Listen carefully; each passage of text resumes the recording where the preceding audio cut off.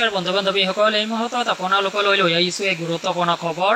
অংগনবাড়ী কৰ্মী সহায়িকাৰ বাবে গুৰুত্বপূৰ্ণ কিছু খবৰ লৈ আহিছোঁ এই ভিডিঅ'টোৰ জৰিয়তে, যি খবৰখিনিয়ে আপোনাক যথেষ্ট উৎসাহিত কৰিব। 2 অক্টোবৰলৈ ICDSৰ 50 বছৰ পূৰ্ণ হ'ব আৰু তাৰ আগতে অংগনবাড়ী কৰ্মী সহায়িকাৰ হ'ব পাৰে দৰমহা দ্বিগুণ।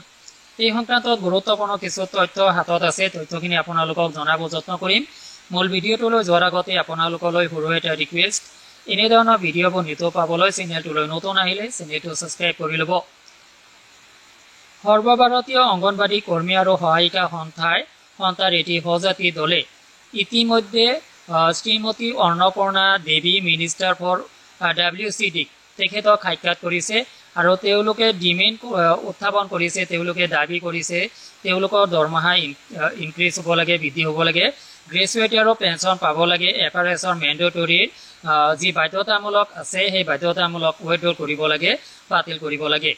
আৰু মিনিষ্টাৰে ইতিমধ্যে এই সংক্ৰান্তত এছুৰেঞ্চ প্ৰদান কৰা হৈছে যে তেওঁলোকৰ যিখিনি ৰিলিজ আছে মেণ্ডেটৰী FRSৰ ক্ষেত্ৰত সেইখিনি ৰিমেডি কৰা হ'ব আৰু গভৰ্ণমেণ্টে তেওঁলোকৰ অনাৰেবল সুপ্ৰিম কোৰ্টৰ যি গ্ৰেজুৱেটি সংক্ৰান্তত অৰ্ডাৰ আছে সেইখিনি ইমপ্লিমেণ্ট কৰাৰ বাবে চেষ্টা কৰিব আৰু লগতে তেওঁলোকৰ দৰমহা বৃদ্ধিৰ ক্ষেত্ৰতো চৰকাৰে বিবেচনা কৰিব, এনেকুৱাভাৱে আশ্বাস প্ৰদান কৰা হৈছে, পূৰ্ণ আশ্বাস ইয়াতে প্ৰদান কৰা হৈছে।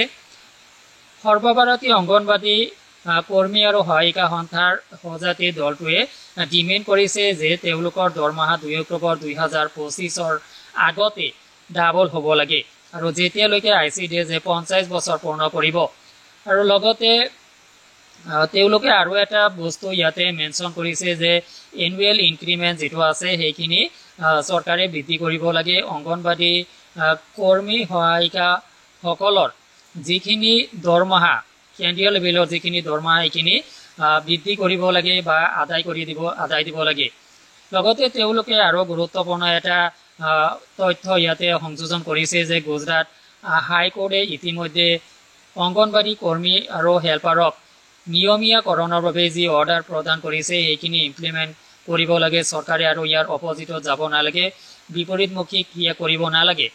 লগতে অংগনবাড়ী এছ'চিয়েশ্যনটোৰ সজাতি দলটোৱে আৰু ডিমেণ্ড কৰিছে যে নেক্সট কেন্দ্ৰীয় বাজেটত অংগনবাড়ী কৰ্মীৰ বাবে 26,000 টকা দৰমহা, লগতে মাহিলী 10,000 টকাৰ পেঞ্চন আদি ইমপ্লিমেণ্ট কৰিব লাগে। আৰু কিছু দাবী ইয়াতে উত্থাপন কৰা হৈছিল, ইয়াৰ কিছু সংখ্যক দাবী মই আপোনালোকক খুব সংক্ষেপে জনাবলৈ যত্ন কৰিছোঁ যে অংগনবাড়ী কৰ্মী সহায়িকাৰ দৰমহা 2 অক্টোবৰ 2025ৰ আগতে ডাবল হ'ব লাগিব, যেতিয়ালৈকে ICDSে গোল্ডেন জুবলি পালন কৰিব। দ্বিতীয়তে আছিলে যে চেণ্ট্ৰেল গভৰ্ণমেণ্টৰ যি পেণ্ডিং শ্বেয়াৰ আছে অংগনবাড়ী ছাৰ্ভিচৰ ক্ষেত্ৰত সেইখিনি বৃদ্ধি কৰিব লাগে। লগতে অংগনবাড়ী ৱাৰ্কাৰ আৰু হেল্পাৰসকলক গ্ৰেড 3 আৰু গ্ৰেড 4ত ক্ৰমে নিয়মীয়াকৰণ এমপ্লয়ী হিচাপে গুজৰাট হাইকোৰ্টৰ যি অৰ্ডাৰ আছে সেইখিনি পালন কৰিব লাগে। লগতে তেওঁলোকক ৰেগুলাৰাইজ কৰি নিয়মীয়াকৰণ কৰি তেওঁলোকৰ যি ৰিকমেণ্ডেশ্যন মিনিমাম দৰমহা 26,000, পেঞ্চন 10,000, PF, ESI etc. এইবিলাক নেক্সট চেণ্ট্ৰেল বাজেটত ধাৰ্য কৰিব লাগে, এনেকুৱাভাৱে দাবী উত্থাপন কৰা হৈছিল। সৰ্বভাৰতীয় প্ৰেক্ষাপটত ইউনিফৰ্ম চিভিল ছাৰ্ভিচ কণ্ডিশ্যন সকলোৰে বাবে প্ৰয়োগ কৰিব লাগে। লগতে সুপ্ৰিম কোৰ্টৰ যি অৰ্ডাৰ আছে গ্ৰেজুৱেটি সংক্ৰান্তত অংগনবাড়ী ৱাৰ্কাৰ আৰু হেল্পাৰ সংক্ৰান্তত সেইখিনি চৰকাৰে ইমিডিয়েটলি ইমপ্লিমেণ্ট কৰিব লাগে বুলি দাবী উত্থাপন জনাইছে। লগতে আৰু বহু বিশেষ কিছু দাবী আছিলে, সময়ৰ অভাৱৰ কাৰণে আপোনালোকক গোটেই দাবীখিনি মই ইয়াতে দেখুৱাব নোৱাৰিলোঁ। বহু গুৰুত্বপূৰ্ণ কিছু দাবী উত্থাপন কৰিছে আৰু মেজৰ কিছু দাবী, গোটেইখিনি মেজৰ, তথাপিতো কিছু দাবী আপোনালোকক দেখুৱাইছোঁ।